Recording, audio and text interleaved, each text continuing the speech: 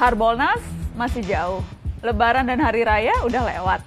Tapi ada loh yang rajin courting sini, courting sana. Bukan di mall atau marketplace. Obral courting ini sedang terjadi di pengadilan kita. Sekali lagi, pesta courting terjadi di Pengadilan Tinggi Jakarta. Masih ingat kan mereka memotong hukuman untuk Jaksa Pinangki Sirna Malasari? Sekarang mereka mengurangi hukuman untuk Joko Chandra. Terdakwa kasus penyuapan sederet pejabat di Kejaksaan Agung dan Kepolisian ini dapat potongan hukuman sebanyak 1 tahun penjara. Awalnya dihukum 4 tahun 6 bulan, sekarang jadi 3 tahun 6 bulan. Ya lumayan lah, 30% lebih diskonnya. Kalau kita lagi belanja, diskon 30% itu kan lumayan bisa bikin hilaf kan? Courtingan hukuman untuk Joko Chandra kali ini dengan alasan karena Joko sudah menjalani pidana penjara terkait kasus sebelumnya, pengalihan utang atau sesi Bank Bali di tahun 2009. Alasan lain, Joko juga sudah menyerahkan dana yang ada dalam escrow account Bank Bali sebesar 546 miliar rupiah. Duh, gimana sih? Fakta bahwa yang bersangkutan pernah terbukti bersalah melanggar hukum, kok jadi alasan hukuman berikutnya jadi lebih ringan? Orang yang pernah melanggar hukum ketika mengulangi lagi perbuatannya, mestinya dihukum lebih keras lagi dong.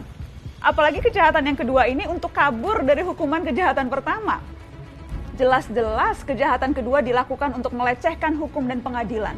Kok malah jadi alasan untuk diberi keringanan? 4 dari 5 hakim yang mengkorting hukuman Joko Chandra ini juga hakim yang memotong hukuman Jaksa Pinangki. Ladies and gentlemen, please welcome Muhammad Yusuf sebagai Hakim Ketua, Haryono, Singgih Budi Prakoso, dan Reni Halid sebagai Hakim Anggota. Keempatnya sama-sama mengkorting hukuman Pinangki dan Joko Chandra. Nah, kalau Joko Chandra dikorting 30%, Pinangki ini kortingannya malah 60%. Dari 10 tahun menjadi 4 tahun. 60% dong. Kurang hilaf apa lagi coba kalau kita belanja diskonnya segitu. Satu hal lagi juga terungkap. Pinangki hingga akhir Juli ternyata belum juga dipindah ke lapas, tapi masih ditahan di rutan Kejaksaan Agung. Alasannya, hanya soal administrasi dan kejaksaan sedang banyak pekerjaan. Tenaga harus dijaga karena masih pandemi. Jangan lupa, ada lagi yang barusan terima kemurahan hati juga. Juliari Batubara, mantan Menteri Sosial yang tersangkut kasus tilap menilap dana bansos. Ia dituntut 11 tahun penjara oleh jaksa dari KPK. Korupsi di tengah pandemi loh. Kurang buas apa lagi coba? Perlu digarisbawahi, jaksa yang menuntut 11 tahun itu dari KPK. Iya, KPK anak buahnya Pak Firly Bahuri. KPK yang sekarang itu, yang beberapa bulan lalu berani koar-koar soal hukuman mati mereka yang menilap uang rakyat di masa pandemi. Penegakan hukum ini soal bobot, soal ukuran, juga soal kepantasan. Yang pegang kendali memang hanya beberapa, tapi kita bisa menilai seberapa impas dan pantas. Akil Mohtar, Ketua Mahkamah Konstitusi yang tersangkut suap pemilu kada, bisa dituntut seumur hidup. Kenapa yang mencatut uang makannya rakyat miskin yang sedang terjepit karena pandemi, kok hanya 11 tahun?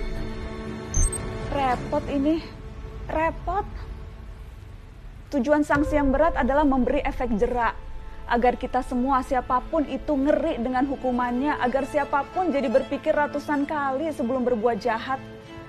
Kalau hukumannya ringan, tuntutannya enteng, dan masih dikorting sampai 60% begitu, siapa yang kapok? Di mana-mana flash sale itu, diskonan itu, untuk mengundang orang datang dan belanja. Korting hukuman korupsi ini kan jadinya kayak undangan ya. Undangan untuk yuk, belanja yuk. Tapi belanjanya pakai uang rakyat, uang kita-kita juga. Kita lagi yang nombok. Rakyat lagi yang harus urunan lewat pajak, urunan subsidi. Dan ini beneran loh. Jadi, selama rentang 2001 sampai 2015, diperkirakan kerugian negara karena korupsi mencapai 203,9 triliun rupiah. Namun total hukuman finansial yang diberikan kepada koruptor hanya 10,42% saja atau hanya 21,26 triliun rupiah. Ini belum ngitung biaya sosial dari praktek korupsi. Kalau pakai hitungan ICW itu, 203,9 triliun dikurangi 21,26 triliun, negara masih nombok sekitar 182 triliun lebih. Siapa yang nombokin selisihnya? Ya siapa lagi selain kamu, saya, kita semua para pembayar pajak. Yang harus kapok kan para koruptor ya. Kok malah lama-lama kayak kita yang kapok ya?